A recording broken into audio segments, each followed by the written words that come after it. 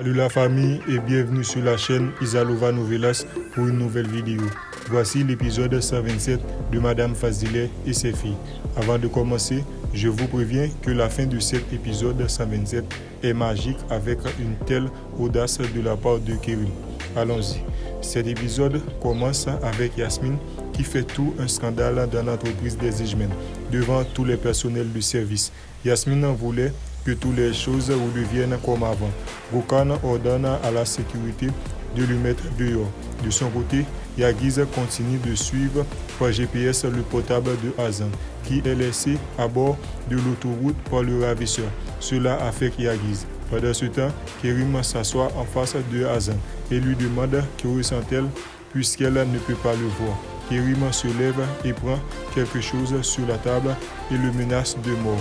Et lui dit « Maintenant, tu sais c'est quoi le désespoir que j'ai vécu de nombreuses années. » De l'autre côté, Fazile et Essie rentrent à la maison.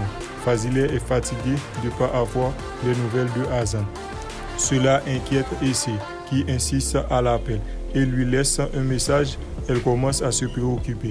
Dans le bureau, les autres associés voulaient la présence de Yagiz. Sinan reçoit un appel. Il est allé décocher dans l'autre pièce. C'est Kérim au téléphone qui voulait entendre sa voix. Hazan se met à hurler pour que Sinan puisse l'entendre. Sa voix. Kérim s'éloigne d'elle et lui demande de se rencontrer avec lui. Sinan lui dit c'est pas le moment. Kérim lui demande s'il a discuté avec Hazan. Celui-ci lui dit que non, il ne sait même pas où se trouve Hazan. Sinan entend un bruit et demande c'est quoi ce son. Kérim lui dit c'est rien, Hazan vient de tomber par terre. Kérim tente de lui rassurer que Hazan va revenir comme elle est partie. Elle lui dit qu'elle l'aime et poursuivre avec Hazan que sa tombe est déjà creusée. Elle entend cela et se met à pleurer. De l'autre côté, Yagiz et Egal est arrivé au commissariat. Le commissaire de police lui dit de patienter, on va le trouver. Celui-ci s'énerve et dit qu'il n'a pas une minute à perdre et sort, tout en disant qu'il va le retrouver. Pendant ce temps, le ravisseur commence à avoir pitié de Hazan et demande à Kérim qu'a-t-elle fait, une si jeune fille. Kérim lui dit si elle ne la tue pas, elle détruira l'homme le plus proche d'elle. De son côté, Yagiz est dans sa voiture pour rejoindre le bureau et commence à douter de Nil. Au moment d'arriver, Nana sort et rentre, tout en appelant Nil très fort. Nil approche et lui demande où est Hazan. De l'autre côté, Yasmine est devant la résidence des Ijmen. Appelle Céline qui ne veut plus entendre parler d'elle car son frère l'a déjà appelé pour lui dire ce scandale qu'elle a fait dans l'entreprise et lui dit adieu, puis raccroche. Tous les portes sont en train de fermer pour elle.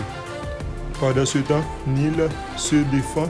Elle dit à Yagiz qu'elle n'a rien en commun avec cela. Celui-ci lui dit d'arrêter de faire semblant. Il va appeler la police. Nil lui dit vas-y, appelle la police. Yagiz la prend sévèrement par le bras. Nil est sursauté. Il lui dit s'il n'avait pas l'intention de la tuer auparavant. Nil lui dit que non et commence à avoir peur du comportement de Yagiz qui lui demande ce que Fazile lui avait reproché de faire à Hazan. Nil a pris peur et lui dit que Fazile en a voulu parce qu'elle s'est embrassée avec Sinan et elle l'a vu. Yagiz s'est surpris. Elle le supplie de lui croire qu'elle ne sait pas où se trouve Hazan. Pendant ce temps, essaie de rassurer Madame Fazile, toute déprimée, qui voit venir Kérim, qui demande ce qui se passe. Essai lui dit de se mettre au travail. Lorsque M. Azim rentrera, il lui parlera de sa sortie à leur insu. Kérim s'en va. Au moment de s'en aller, Essai aperçoit de la boue sur sa chaussure qu'elle lui demande de retirer pour ne pas contaminer la résidence.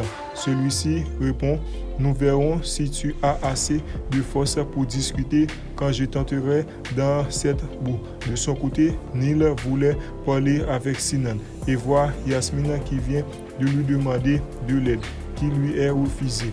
et trouve cela ingrat de la part de Céline et Neil, car il les a aidés. La pagaille sur la table pour pouvoir récupérer un objet qui s'y trouve. On va découvrir bientôt qu'est-ce que c'était. Dès son départ, Yasmine la menace en envoyant la photo de ses stylos. Neil, qui est très important. De son côté, Yagiz appelle Ektal pour lui mettre la pression pour que les choses bougent. Ensuite, Farah l'appelle et lui dit qu'elle s'inquiète pour lui, qu'elle doit s'écarter de cette affaire car Hazan a sa mère, sa soeur ainsi que Sinan, qui s'y trouvent dans un bar en train de boire et pense à leur dernière discussion et refuse les nombreux appels de Yagiz, qui reçoivent l'appel du ravisseur. Il voulait entendre la voix de Hazan, s'il va bien, qui lui dit à la tombée de la nuit qu'il va l'appeler, puis raccroche. Yagiz est bouleversé. De son côté, Kerim est en route pour aller achever Hazan, qui reçoit l'appel de Nesmi qui lui prévient la colère de M. Azim pour son absence. Pendant ce temps, Fazile est inconsolable, assisté par Sevna qui contrôle son tension artérielle, mais qui ne veut pas rester sans rien faire et veut aller dans un poste de police. Azim demande ce qui se passe. Yagiz attend toujours l'appel du ravisseur. Kerim arrive dans la petite cabane. Elle demande à Kerim d'aller aux toilettes. Au moment de le détacher, elle donne un coup sur la tête à ce monsieur et se dirige vers la sortie avec les mains liées sous le regard de Kerim. L'homme en question prend son fusil de chasse pour le suivre. Kerim lui prévient que Hazan n'est pas seulement une sportive mais aussi une guerrière. Hazan court et se dirige vers la forêt et demande de l'aide. Une course sans fin. Le monsieur voulait lui tirer. Kerim s'oppose, mais elle n'est pas contre une balle dans sa jambe. Hazan arrive là où il devait l'enterrer et reçoit une projectile. Tout près, le monsieur la pousse justement dans le cercueil.